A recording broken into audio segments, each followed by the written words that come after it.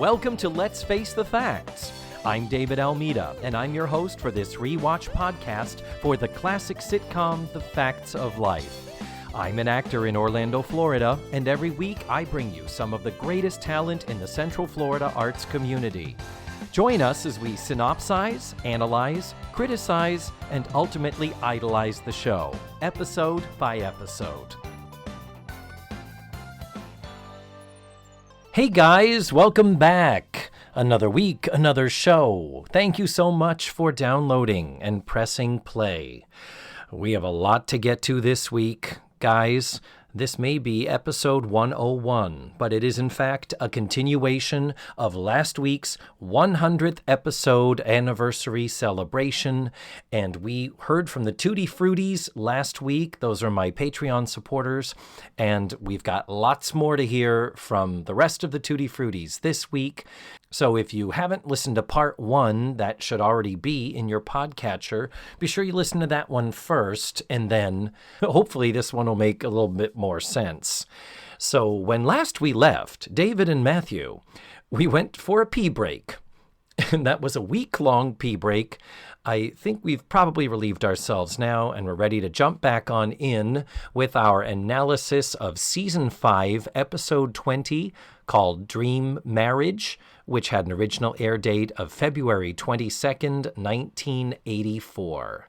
Here we go with the exciting conclusion of my 100th episode extravaganza spectacular. Let's face the facts with Matthew Arter and the Tootie Fruities.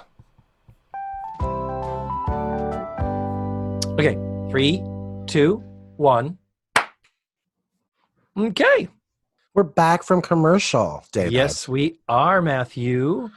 And, I meant to point out that when we fade out and fade back in, it fades to white before it fades to black. They are trying to really push this dreamlike heavenly quality. And I don't mind that, not at all. But remember, we left at the commercial break, we left Blair in a state of distress over what's happened to Joe? What's happened to Joe? And now we come back and Blair is like, I can't believe we're all together again. Isn't this wonderful? It's like, what just, okay, wow. And this is when we learned that Tootie has just completed a run of a show. Where, Matthew? On Mars. On Mars, as in the other planet, Mars. Yeah. They have theaters up there, over there. And she had way too many Martian wall bangers. Darling, because I'm in the theater and I drink. But really? Vaudevillian writers? Oh, Harvey Wallbanger? Mm-hmm. Like, I know. 1920s. That went out with button shoes. And then here's a good one. Here's a great one. When she says she did the show, Blair says, "Oh, did you do Our Town?" Meaning what she last heard. And Tootie's response, this is verbatim.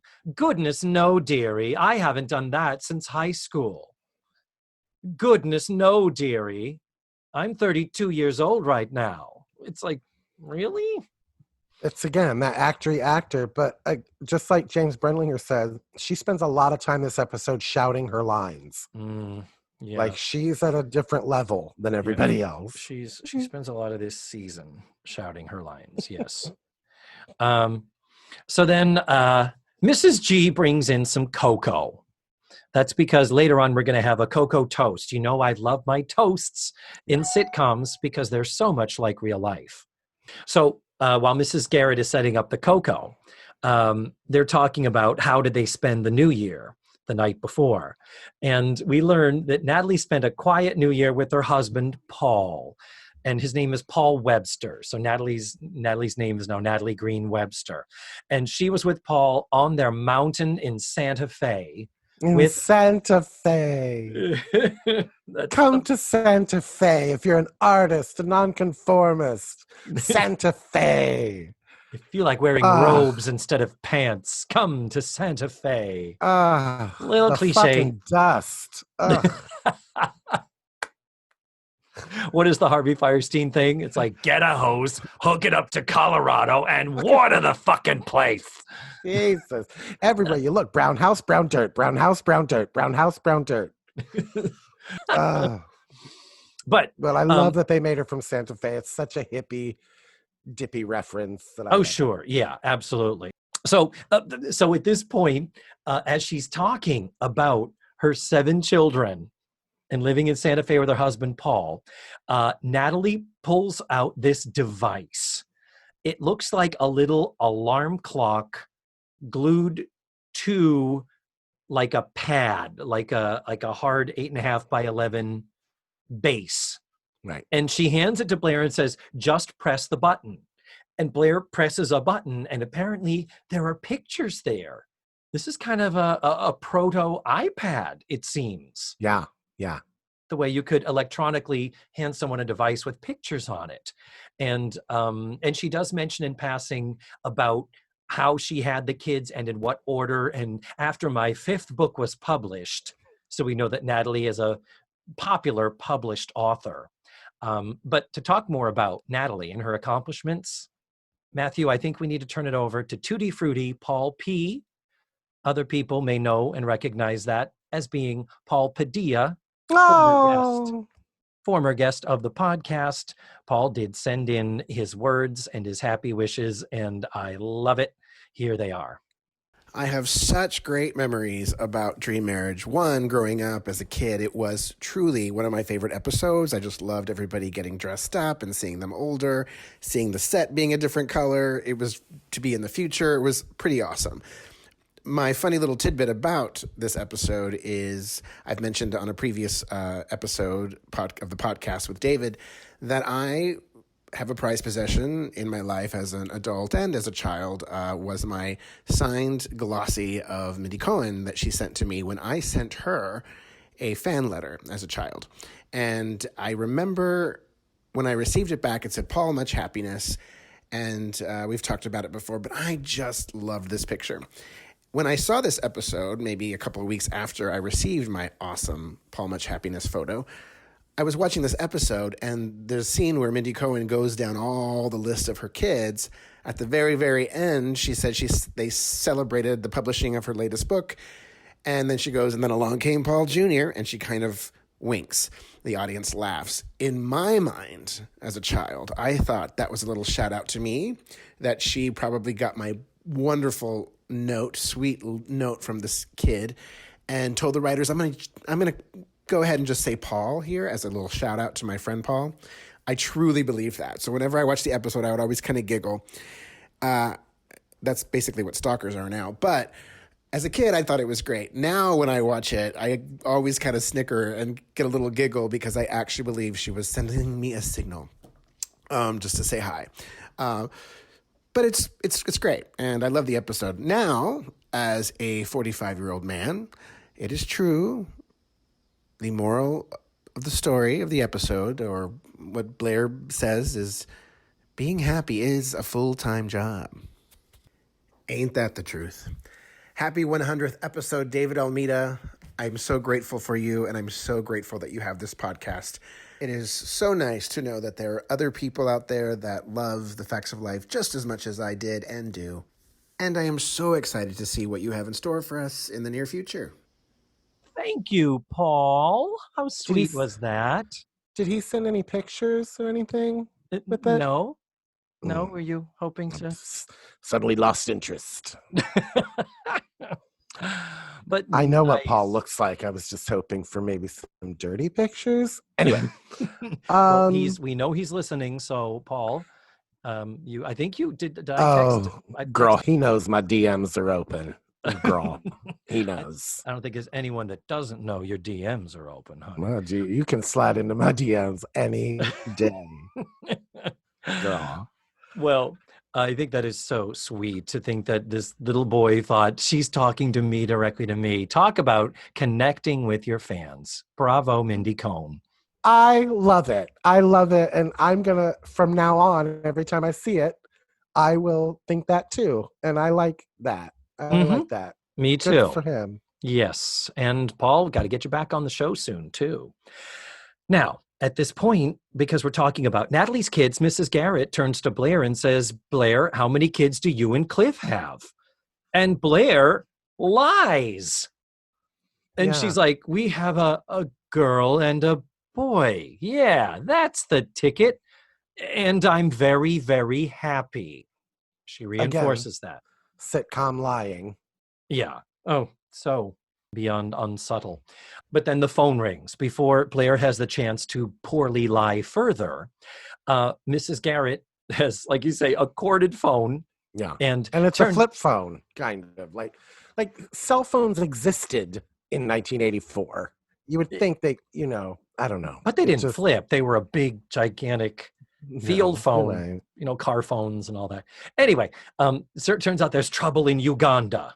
And her response is, yes, Akumba, you say he stole your goat?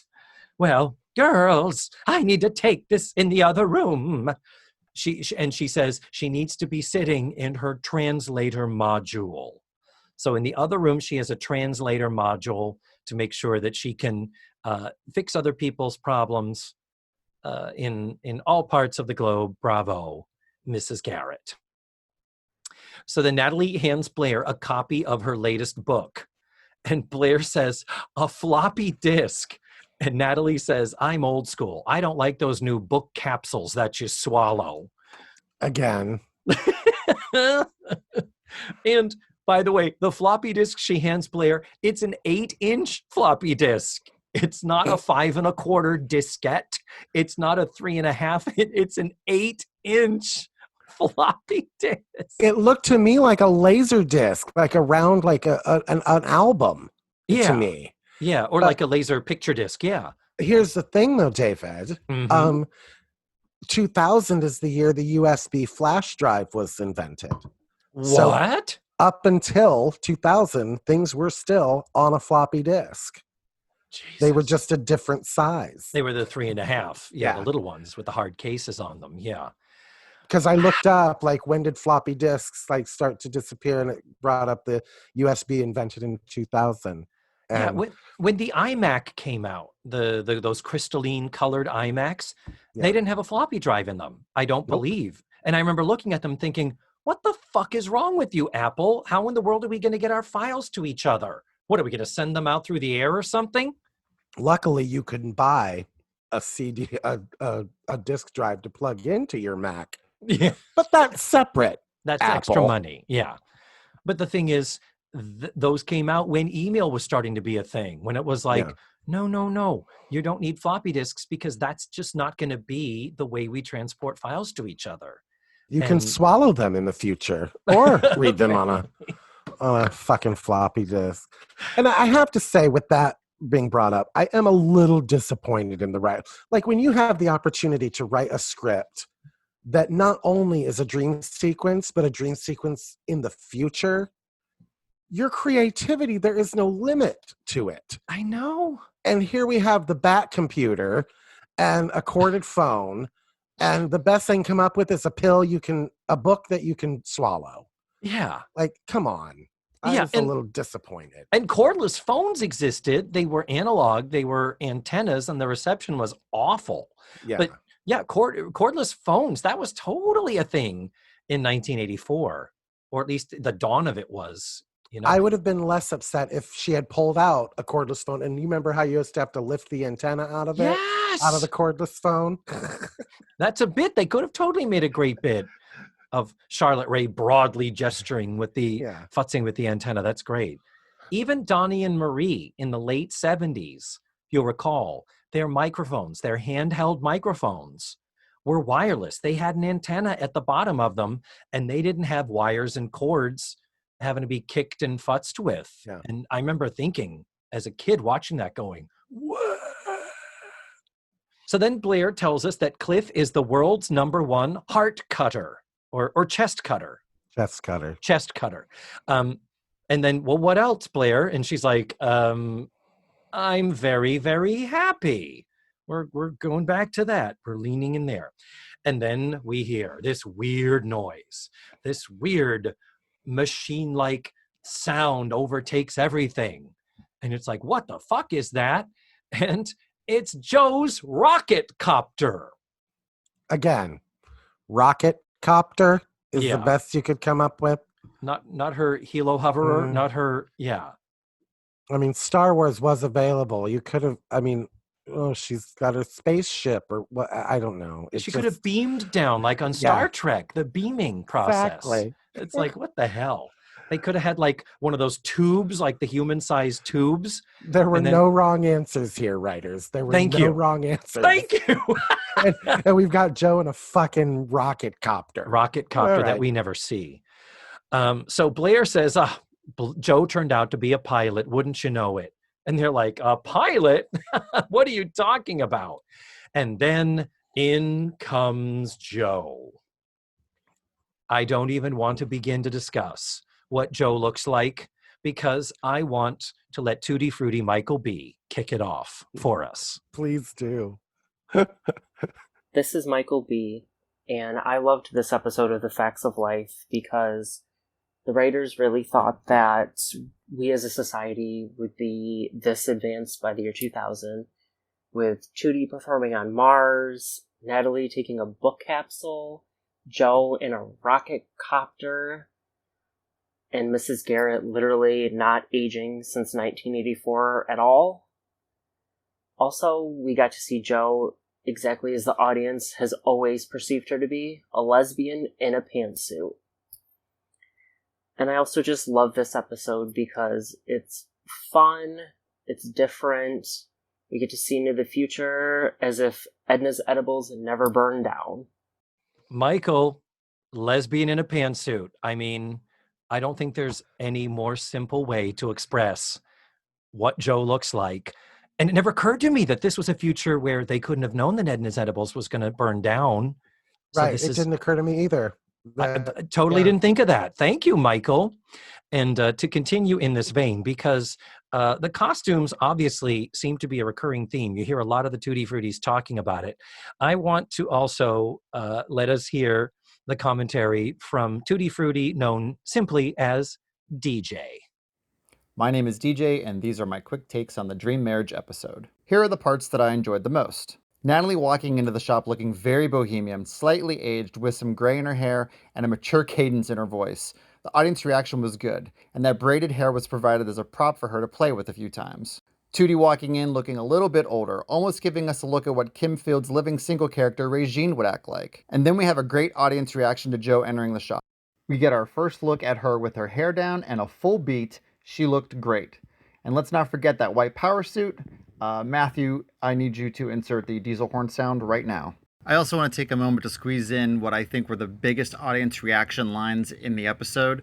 First one being whenever Natalie tells Blair about having 7 children, and when she mentions the first 2 names, Ernest and Julio, I could not stop laughing. Then when Blair found out that Joe was the president of Warner Industries, and Joe says without missing a beat and so nonchalant, no big deal. Thought that was hilarious as well. Finally, I just wanted to say I'm so happy that I found this podcast, and to David, Matthew, Paul, and every other person that co-hosted, thank you for the laughs from your 7th listener out of 10s you have. And also, David, put your pants back on. Oh, DJ, you can slip into my DMs. What? If you want me to wear pants, DJ, you're going to have to slide them on yourself over my cold, dead crotch. Heavens.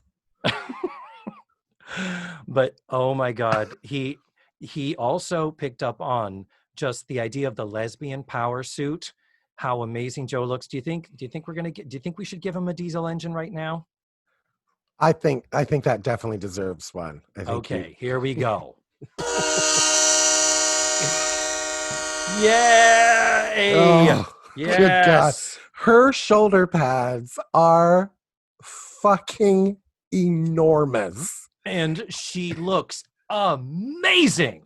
She walks into that room 45 years old. Exactly. Remember, she's playing 35. In real life, Nancy McKeon is 17. She looks every day of 35. And I'm not saying that that's her fault or anything. It's just that's what the 80s were. But she looks so mature, and we have, her hair is down, and this isn't the first time we've seen her hair down, but before it was exaggerated. But the fact that we are seeing her now with, like, they're saying a full beat, it really isn't like she is painted to filth. She No. is just wearing an appropriate amount of makeup to enhance her beauty. She is gorgeous. She is gorgeous. And I love that I love her acting choice in this. She is confident, she is comfortable, and she is a 35-year-old successful woman. Nancy McKeon, brava. Yeah. And a very emblematic thing of the 80s. This is when you started to see women in power suits and power positions during the big corporatization of the country during that. So this is so pertinent and relevant and of the time. And yeah, it is a win out to the galaxies and stars and moons. All of the little nitpicky shit we're complaining about, it all is wiped away with this entrance and this portrayal and this look for Nancy McKeon. I don't think I will ever stop queening out about it. No, it's pretty, she looks pretty fucking fabulous. Yes, absolutely.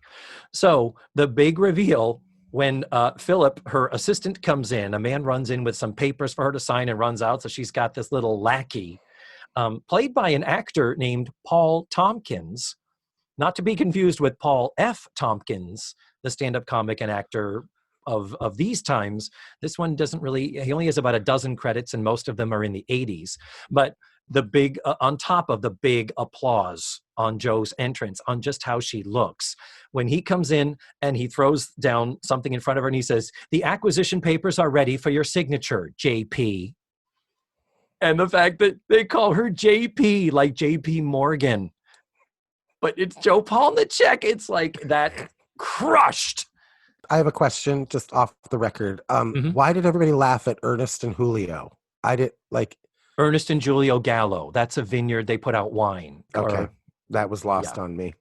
So the big reveal, the big shocker, the probably deepest knife cut to Blair in this dream sequence is not only that Joe is this successful, powerful business executive, but it is revealed that Joe is the president of Warner Industries. And Blair's like, "What?" And she's like, but why didn't, and Joe's like, "Yeah, your dad asked me to," and Blair's like, "Well, why didn't my father ask me to take over his company?" And Joe says, "We tried to reach you, but you were shopping at Neiman Marcus for 3 months. I don't know. What There it that is. was like a Whackety schmackety.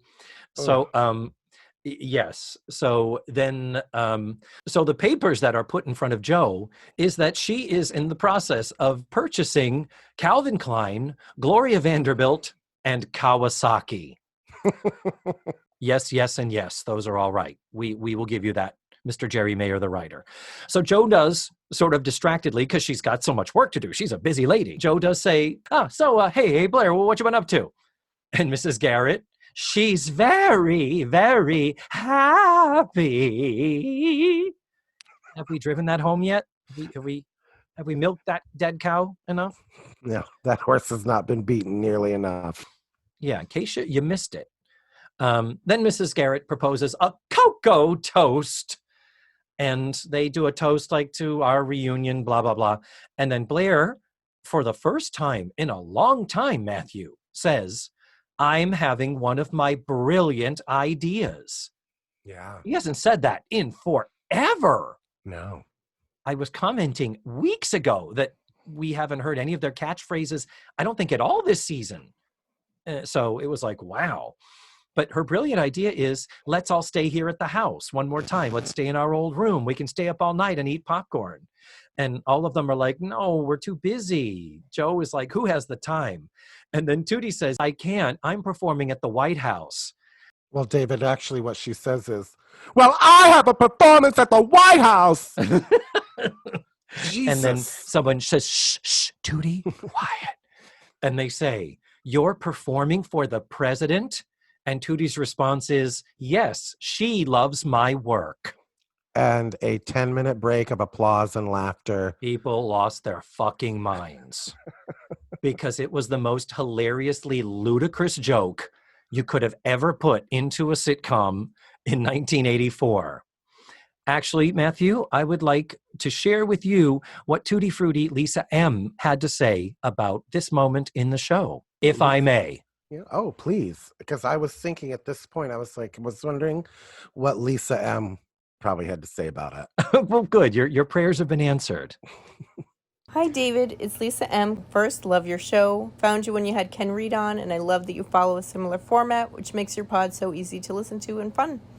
As for this episode, I love the predictions about the future, like the rocket bike, the space travel, but especially the female president. I think it's great the writers had enough faith in us as a country to think we'd have a woman leading things by the year 2000, if only. More specifically, I credit the writers with a good portrayal of a young woman kind of at a crossroads, realizing that in order to move forward, she needs to step back a bit and experience a little bit more first. I think the costumers did a great job with their use of color in the future scene to make sure Blair really stood out as the Lost in Time character, and thought the ending was a little bit quick and rushed, but it's a half-hour show, so I think they wrapped things up without making the episode too much of a farce, considering it's a pretty serious topic. That's it. Keep doing what you're doing, and I'll keep listening. Happy 100. Thank you, Aw. Lisa. She's sweet. Yes. And it is nice that they thought that a woman might be president by the year 2000. I'm going to give you one little further deep dive, if I may. Please do. This episode was taped in February of 1984, early February, and it ran late February of 84. Correct. On July 12th of 1984, Walter Mondale chose his running mate for his presidential campaign against the incumbent, President Ronald Reagan, and he chose Geraldine Ferraro, who was, in fact, the first woman ever to run on a presidential ticket, on a major party ticket. We've had independents, but for the Democratic Party, this was a big deal. But that had not yet happened at the show. All we knew was it was likely going to be Mondale chosen to be the candidate to run against Reagan. And I think you said something earlier about the fact that, and it turned out to be one of the most disastrous, landslides against him, because Reagan was so beloved at the time. I don't think that's so much to do with Geraldine Ferraro being on the ticket. No, I don't either. Like, my dad has been a straight Democrat ticket since 1968. Every time, just goes in straight Democrat ticket. And I said, even in 84? And he said, I remember him saying, oh, God, nobody voted for Mondale. And he was right. Yes. I think he had 5 electoral votes. 5. It was. I he don't won remember Minnesota or something. Yeah, there was. I don't recall there being any sense of it being in question whether Reagan would be reelected. It was pretty much a foregone conclusion, really. And I was pretty young at the time. I wasn't voting yet, but anyhow, in response to Tootie saying that she's going to be performing at the White House, Blair quickly jumps in and says, oh, Tootie, maybe I could be your set designer. Remember the palm trees I made for South Pacific? Which is true. That is canon. That happened.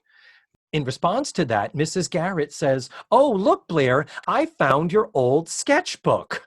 And she hands it to Blair, and they blow. But she pulls it out from under the table.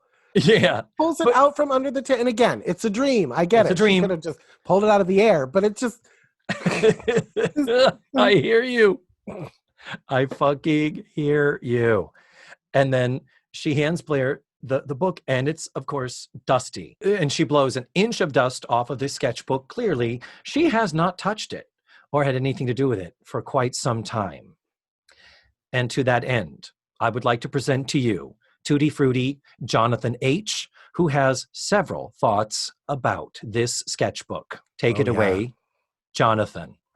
Hey, this is Jonathan Hale, and for me, the most compelling part of the episode Dream Marriage is the tragedy of Blair's sketchbook, which pays off a thread that begins in season 1 in the episode Like Mother, Like Daughter, in which Blair declares that she's going to be a painter just like her mother. And this continues into the episode Green-Eyed Monster, which is later, maybe season 3 or 4, in which Blair is designing sets for the school play. And then later in the episode Kids Can Be So Cruel, in which Blair connects with her setup date by talking about art museums, and in the episode Different Drummer in season 4, where Blair wants to be a miracle worker type figure by being an art tutor. And in the episode Best Sister in season 4, I think Mrs. Garrett implies that Blair is going to be a studio art major, and that this could be as controversial a choice as her sister becoming a nun. In season 5, Blair's interest in art is winding down, but she still wants to letter the exit sign for Edna's Edibles. And then in the episode Dream Marriage, her subconscious warns her that if she doesn't keep up with her art, all of her talents are going to go to waste. This happens when Tootie shows her old sketchbook and tells her it's too late to develop her talents. And even after receiving that warning, Blair still doesn't keep up with her art. And that is the tragedy of Blair's sketchbook. Wow. Jonathan, Bravo. you are getting the slow clap from me. That was a deep dive worthy of my respect. Holy shit. And I mean, just to build on that and how correct you are. Remember, she's drawing in The Facts of Life Goes to Paris. It's how she meets that guy. It's the idea of like, oh, I'm in Paris and it's artsy and I'm a sketch person and I draw things. And this is all great and fine and dandy. But the fact that this episode, what it's all leading up to is Blair ignoring her own wants and her own talents and then deciding to get back to her artistic roots, it doesn't pay off. They never do anything with it. She ends up pre-law in Langley. She ends up buying Eastland in the final season. And then after in the reunion movie, we know she continued with the law. She's a lawyer and married to a hotel mogul. So it's like, what? This has been a through line so sporadically of Blair being artsy fartsy, but they never really commit to it, even with this episode giving a sense that we are going to. Natalie's the writer, Tootie's the actress. We'll figure out Joe later, and let's make Blair be the artist, like wanting to be the studio artist or even fashion designer, or even trying to take it into that vein where it would be a natural progression to work at her dad's company and take over the place. Wow. You have feelings about that. I do, because in the Facts of Life cinematic universe, this wasn't a missed opportunity. This was an opportunity they occasionally hit and then abandoned. And that to me is worse than a missed opportunity. Yeah. Just saying. You don't have any feelings about this of your own? Not really. Nope. Just because remember when the Murder, She Wrote episode, I'm never that person that's like, oh, I know what's going to happen. Or I think, you know what I mean? I just took it. I just ate up what they were selling me, which was that Blair was going to be a lawyer. All right. Mm-hmm. Just took it. Yeah. And don't I forget, tend next to week, just take things, David. yeah, you typically don't have feelings or responses to things. You're such a taken in stride kind of a guy, you know? Yeah, just not about that. Well, don't forget, next week, Mother and Daughter, that's when Joe starts talking about being an attorney, which I think is a great idea. I wish they had done that with Joe. Let Joe be the attorney. Blair could be the artist / fashion person.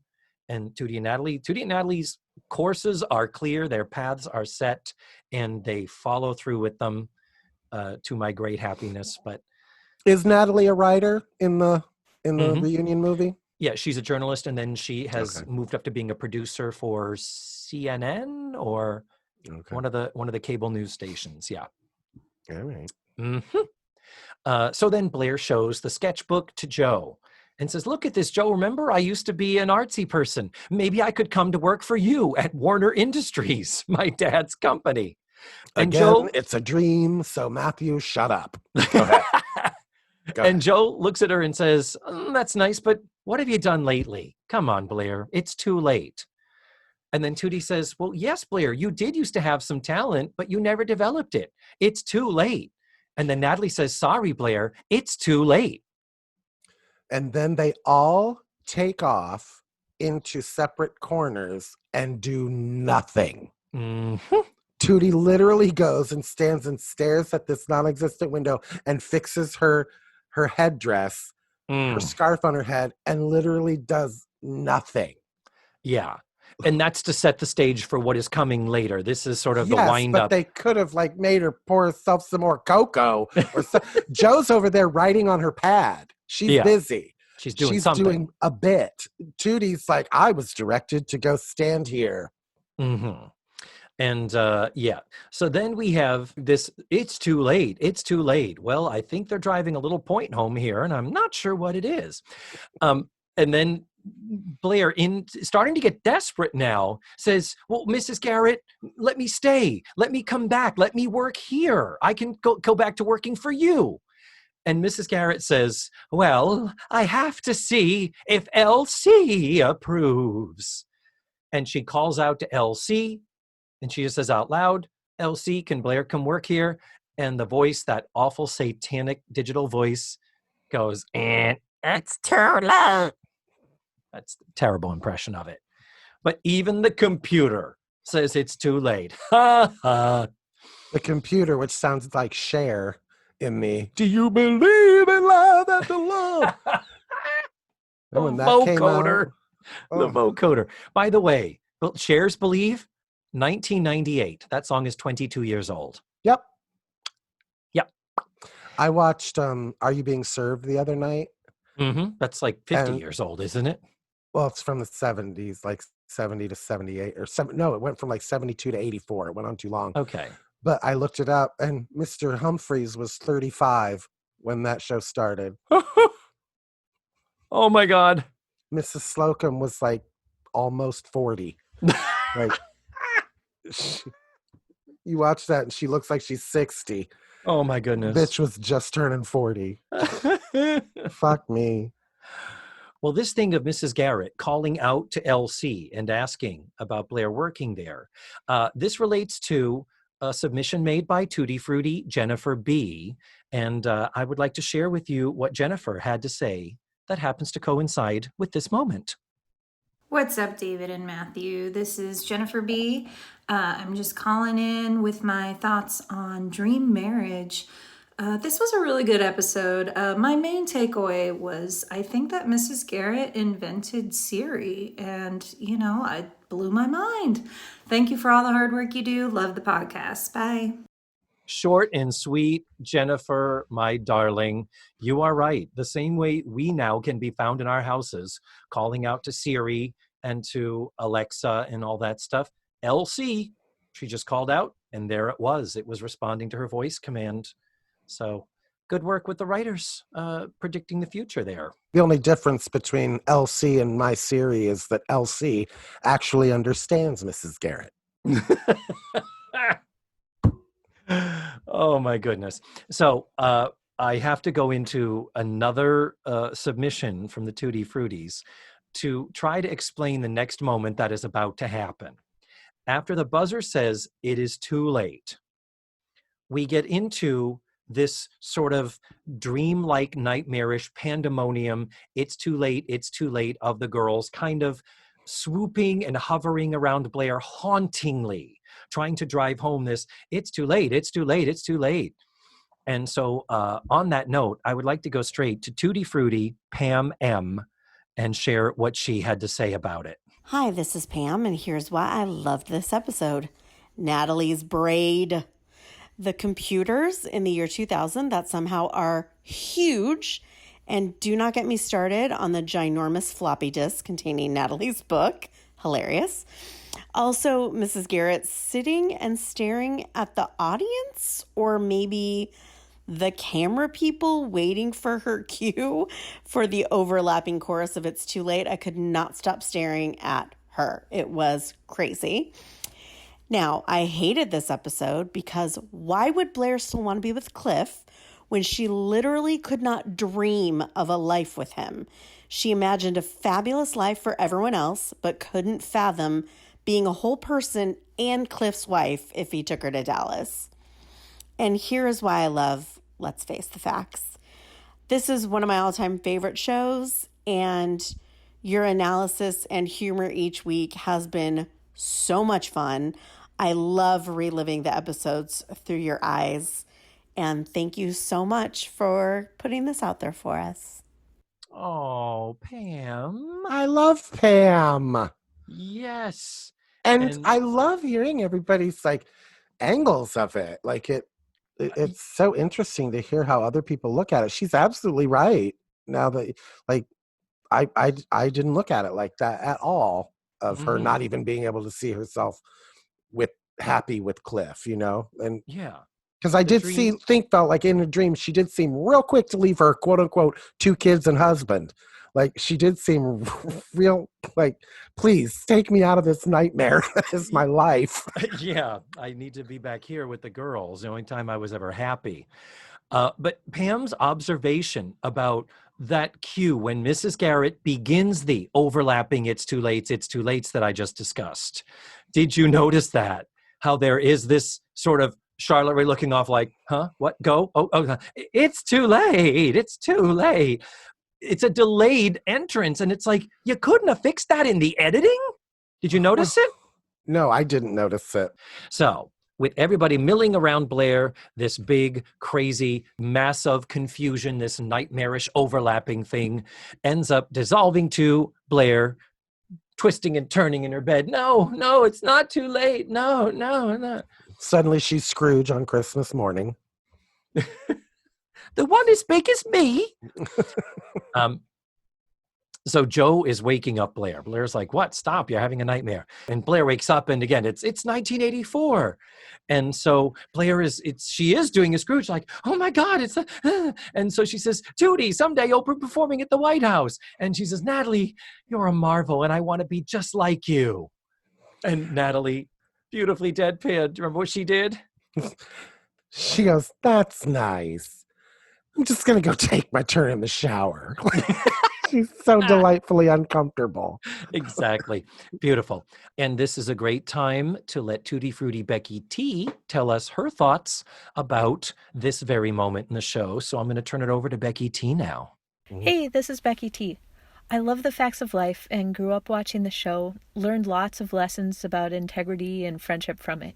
That being said, I like Dream Marriage, but am not a big fan of Dream episodes in general, so can't say I loved it. I like the future dream clothes, not Blair's, or Joe's red shirt. I didn't get that choice at all. But Natalie pulled off that look especially well. Natalie and Tootie's reactions to Blair after her dream cracked me up more than anything else in the episode. They were so sweet and delicate with their suddenly insane friend. It was very kind. And anytime they go soft with their reactions, it makes me laugh. Love the podcast. Thanks and congratulations on 100 episodes. Thank you, Becky. I agree, Bex. Did you call her Bex? I did. We're close. You're very close personal friends. Yeah. But yes, that moment when they're genteel, when there's that sense of, I'm not sure you're saying. So then I take for granted what this is like for girls. Like I have to say, like hearing like how she's talking about how she learned like integrity and stuff and about friendship. Like I was a boy watching it, so I took something completely different from this show than a female would. And I mean, I know I've never walked in a woman's shoe. I have walked in women's shoes, but haven't we all? I mean, I just think that's interesting. Like the female voices talking about this. I like it a lot. Yeah, I'm loving this, hearing the actual voices of the fans. This is thrilling to me. I'm so happy everybody jumped in and joined in the fun and the party. Let's wrap this fucking show up, David. Yes. So then Joe finally gets the carburetor fixed, and she says, good for you. You were born to fix carburetors. That's what you should do for the rest of your life. Remember that, and stay away from my father's business. Because Joe doesn't know what she's talking about, and she's confused. So then Mrs. Garrett comes in, looking exactly like she did the night before, every hair in place, balloon knot tied tautly. Again, when I wake up in the morning, I look like the Loch Ness Monster crossing my apartment, naked, farting, and scratching my eyes. to get to the toilet. Like, I just, all right, Mrs. G. Uh-huh. And then Blair says, Mrs. Garrett, may I use your shower? I've got a lot to do today. I'm going to sign up for summer art courses and choose some new electives. And Mrs. Garrett says, of course you can. And don't forget you're meeting Cliff at 7. Even though she's just basically told you, I'm going to tell him no, everybody. Yeah. Like, I'm going to go sign up for next year's classes. Yeah. So put 2 and 2 together, Mrs. Garrett. I won't be going to Dallas. Yeah. Well, none of them know, though. I mean, she's kept it from them. This is, I think, part of what is driving this being a nightmare dream sequence is that Blair is carrying the burden of this all on her own. She hasn't told any of them. Okay, because Mrs. Garrett kind of says, like, in a knowing way. Yeah. Don't forget, you've got that meeting with. So I don't know. I will agree. There is some sense of knowledge on the part of Mrs. Garrett, but there is nothing in this episode that indicates she went to Mrs. Garrett for advice. In fact, she's been on the phone with her mother all afternoon, from what we gather. No, you're right. So maybe, could be, I don't know. But then we go to the living room. And like you said, it's obvious she's going to say no. Blair and Cliff are kissing, and we're already past the conversation where she has turned him down. So that was a hard kiss too. Like, like we just saw them kiss like that last week at the Star at Langley, and now they're it's a pretty intense kiss for Facts of Life. I felt. What a whore. I didn't say that, but I don't Blair blame Warner. her. That's Blair Warner. That's the equivalent of going all the way. I guess I'm not Kissing mad him. at her. I mean, look at him. But I wouldn't. Nuh-uh. So she does explain to him that she had a dream and that she had no idea, and some good wording here. Now some good writing. I realized I had no idea who I was or what I wanted, and I can't be a good wife until I know more about myself. Brava. Lesson learned and stated beautifully. So she does say they'll keep writing, they'll call, they'll keep in touch. And then oddly, he says, then we're still going together? And she says, absolutely. And I'm like, but didn't you just last week want freedom? And doesn't this give it? Very she confusing. She realized at the end of the episode last week that she wanted to be committed to him, didn't she? So I guess, but at the same time, they could at least say, well, we're on a break. We can fuck other people, you know? But you know what? Don't take it from me, Matthew. Take it from Tootie Fruity, Brian F., who sent in his thoughts. And I think he makes some very good points. Let's listen to Brian.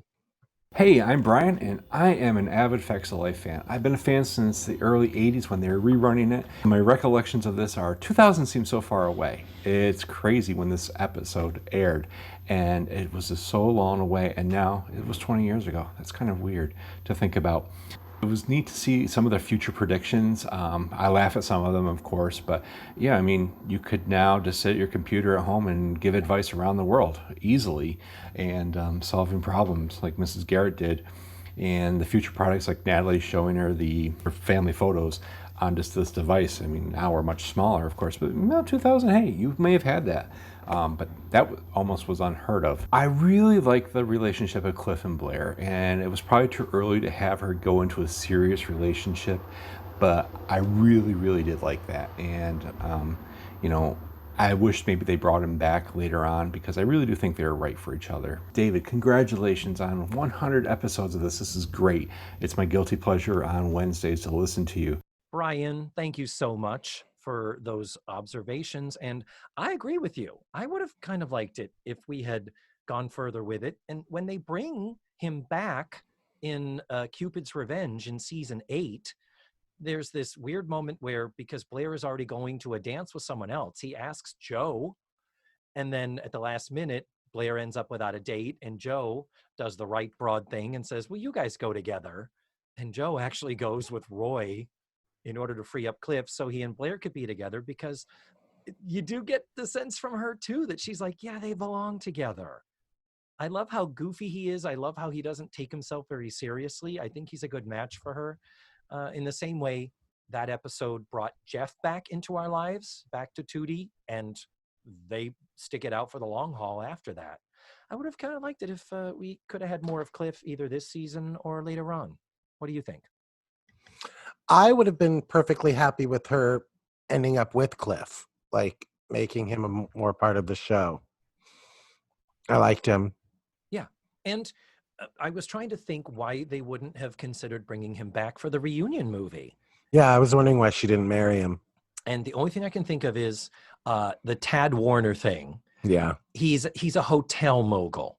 And so they've opened a hotel in Peekskill. So that builds in the location where most of the movie's going to take place. Yeah. Because where else would it take place? They can't go stay in the dorms. Clearly, Edna's Edibles is long gone. There was a sense of, well, okay, the Facts of Life reunion, where do you have a Facts of Life reunion? So I guess that served a mechanical purpose in the plotting, but wouldn't have been so nice considering Jeff is dead. Clearly, Snake is out of the picture and Natalie is having two new hot guys fighting over her. They couldn't get, not only could they not get Nancy McKeon, they couldn't get the actor who played Rick Bonner, her husband, in season 9. So we have a different actor playing Joe's husband. And then for Blair, where was Pippa? where was Beverly Ann? I think they should have brought her back. Or Jerry, cousin fucking Jerry. And why didn't, instead of Joe, they could have had, what's her pussy that you love so much? Kelly. Yeah, Kelly could have come back and they could have just given her Joe's lines. It wouldn't have even had to rewrite the fucking script. But yes. So back to the scene to finish out the show and then finish out the Tutti Frutti contributions. They're like, okay, we are square. We are still illogically still together as you are about to move away, possibly permanently. So he says, well, let's get ready. Want to go to breakfast? And Blair says, yeah, I'm starving. And he says, it's too bad. It's almost 9. So it's too late for the early bird special. And what does Blair say, Matthew? It's not too late. It's not too late. Anyhow, there it is. So I have spoken my piece on this Blair-Cliff relationship thing. But you know who else has some thoughts on the Blair-Cliff relationship, Matthew? Who else has thoughts on the Blair-Cliff relationship, David? Tutti Frutti, Michelle B. Oh, okay. And here she is. Hi, David. This is Michelle B., one of your first and most devoted Patreon supporters. I loved this episode, Dream Marriage, for a couple of reasons. First, hello, it's season 5, Edna's Edibles. And I, just like that delicious and devilish Matthew Otter, love all things season 5. From the quiche to the croissants to the drugs that they're selling out back, I love it all. Second, it appeals to my sense of whimsy because it's a dream sequence. And we know from watching Facts of Life that you can go anywhere in a dream sequence. We can go to a truck stop with Natalie, or we can go to the future with Fabian. Or my very favorite episode, Season 8, Episode 12, 7 Little Indians. Cannot wait to get there, David. And the third reason I like it is because it's the year 2000. And we have the luxury of looking back at something that they're looking forward to. We know there's not going to be rocket copters. Books on disc? Maybe. I don't think you're going to have much to send back to the writers in the time capsule, David. But anyway, turn it over in your head that the year 2000 was 20 years ago. Yeah, I know. We feel old, don't we? The only observation I have is that for a serious relationship with Cliff, he came and went really abruptly. Woody Brown, who played him, is only in 5 episodes. And it was sporadic episodes. There was no arc to this relationship. The last time we see him, he's literally slopping pigs with Blair in Iowa. And then he's gone. What a way to go. Anyway, overall, I loved it. Because in the dream, she saw that they all moved forward and she stayed the same. And we saw some real growth in Blair at the end. The dream woke her up. And we all learned another fact of life from those vaudevillian writers, David. I love Michelle B. She called you delicious and devilish. Well, clearly she has cataracts. But what Another one of my favorite episodes is Seven Little Indians. It's so good. Yes. And she is so correct about Edna's Edibles, David. Get on the Edna's Edibles train, David. It is a better series now. Is it? I don't know. I'm not sure. I think the jury. Season 5 is winding down, and I'm thinking the jury's still out here. Season 9, you're going to be longing for Edna's Edibles. All right? That I do believe. I absolutely do believe. Well, oh, David, we have done it again. We've successfully talked for 2.5 hours about a 23-minute television show. We have. And Matthew, we are not done yet. Holy fuckballs. What else can there be? No, we have one more Tootie Fruity who weighed in and had some very sweet things to say. So I'd like to close the show with these parting words from Marion H. Hi, David. It's your favorite Canadian Patreon, Marion Marshall Hardy. And I am just wanting to let you know that I did my homework. I watched the episode. I don't have a lot to say on it, but I just wanted to let you and especially Matthew Arter know how much this has helped me cope with the pandemic. I have so many laughs when I listen to you guys. I think it's just great. I don't know if when I watched this as a younger person, did I cringe like I do now? I don't know. But anyways, thank you for putting out an awesome podcast. And I love all the extras as well. And just find some better movies because I'm not sitting through any more Mouseketeer movies. Okay. Thanks so much, you guys. You're the best. And keep on doing what you're doing. Love you.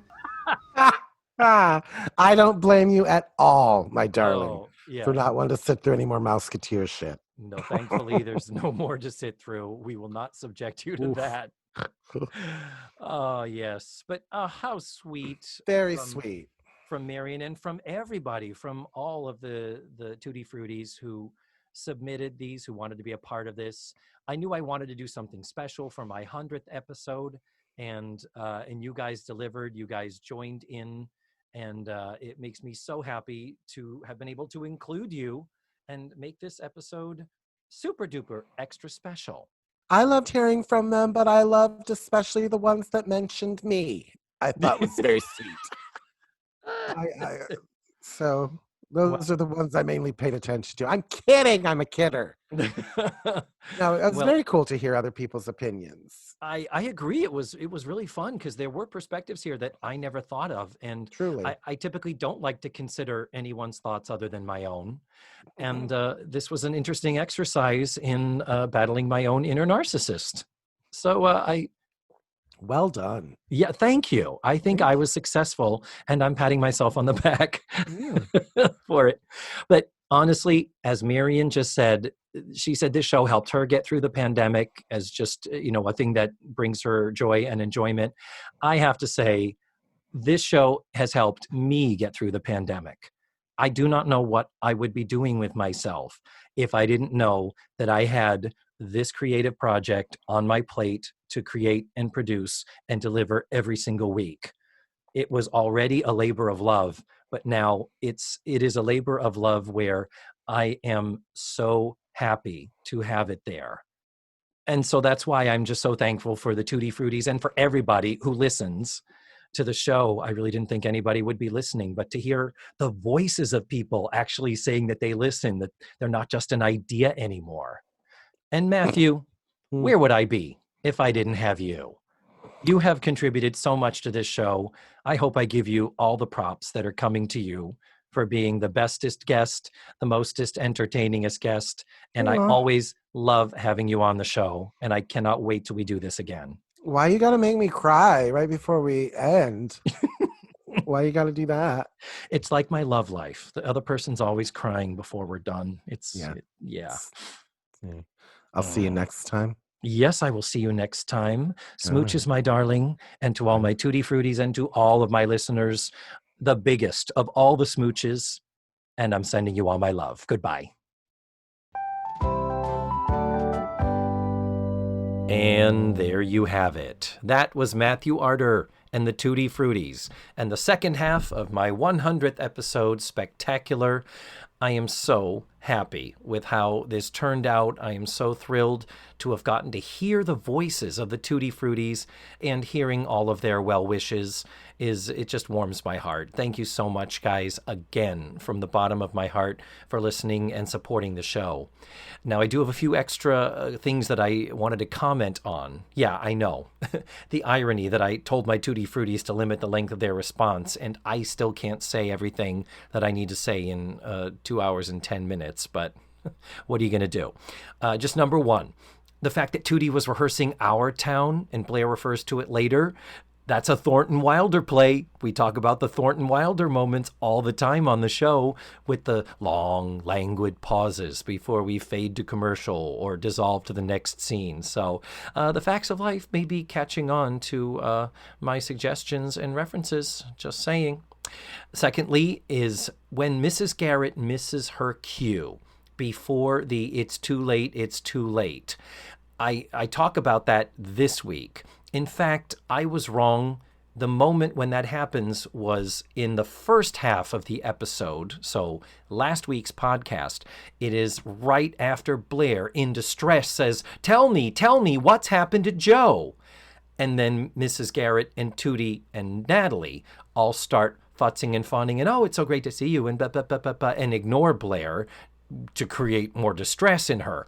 That is the point when Charlotte Rae was late for her cue, or she was looking at Lisa Whelchel when she should have been looking at the others, and it was easily fixed in the editing. So could have been tweaked, but it was not to be. But just wanted to point out that that's an incorrect reference I made in this episode. And finally, I was made aware through the course of this episode, and I cut it out because my confusion was so infuriating, because somehow, somewhere in my stupid brain, I had it that this was the last time we saw Cliff. If you exclude Cupid's Revenge in season 8, when he makes one additional later appearance. But I'm wrong. He's back. Season 6, episode 1, when Blair goes out to Iowa to spend time with him on the farm. And I can't believe I forgot that, or I missed it when I was looking at the IMDb page. Anyway, I just want to assure you, I now understand what is going on, and I do not know how many incorrect references I've made over the last few weeks with these Cliff episodes, but I have been properly educated. We know that Cliff comes back one more time, so there it is. Mea culpa, mea maxima culpa. Lastly, I just want to say thank you again. I feel like I've said it 100 times, and I want to say it 100 times more, because when I started doing this show, I really thought it was just going to be a little silly project just for me, and I really didn't think anybody would listen or care. So the fact that you are tuned in, if you can hear my voice right now, I so appreciate. You've given me your time. I'm really, really honored that you feel this is worthy of your listening. And I really do appreciate the Tootie Fruities, who provide both financial support in addition to the emotional support. So it's been a great ride for these last 100 episodes. You know, I have 101 to go, plus a couple of TV movies. So these 2 years, we still have a couple more to go. I'm going to be here, and I hope you'll still be listening. So next week, get ready.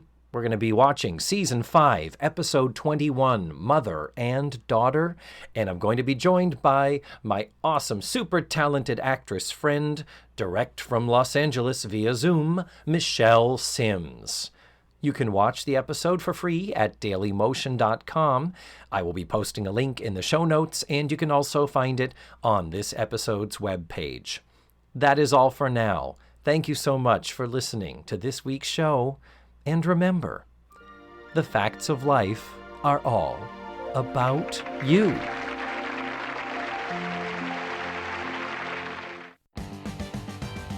Let's Face the Facts was produced, written, hosted, and edited by me, David Almeida. My theme song was beautifully arranged and recorded by Ned Wilkinson. Our website is facethefactspod.com. You have to drop the lets. And that's where you can find extra pictures, video, and audio extras from the digital cutting room floor. Follow the show on social media. We're everywhere under the handle Face the Facts Pod. You can become a patron of the show by going to patreon.com/FaceTheFactsPod. And don't forget, go to your favorite podcatchers and subscribe, rate, and review. Tune in again next week for another thrilling episode of Let's Face the Facts.